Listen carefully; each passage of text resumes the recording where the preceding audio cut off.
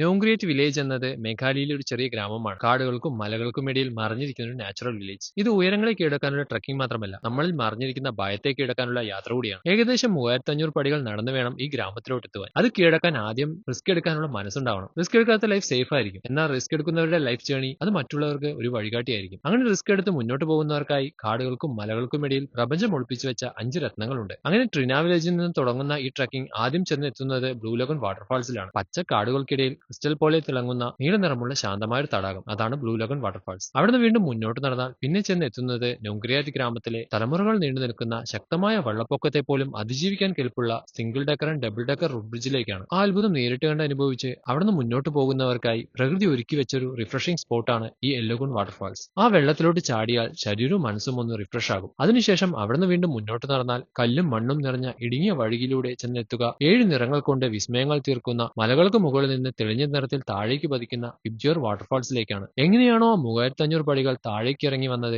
അതുപോലെ ആ 3500 പടികൾ തിരിച്ചു കയറാനായി പിന്നിൽ തന്നെയുണ്ട്. ഈസി ആയിട്ട് കിട്ടുന്ന കാര്യങ്ങളിൽ എന്ത് കിക്കാണുള്ളത്? റിസ്ക് എടുക്കാൻ ധൈര്യമുണ്ടെങ്കിൽ ലൈഫ് നിങ്ങളുടെ കയ്യിലാണ്. ഇതൊരു ട്രക്കിംഗ് മാത്രമല്ല, ജീവിതത്തിൽ തോൽക്കാൻ മനസ്സില്ലാത്തവരുടെ യാത്ര കൂടിയാണ്.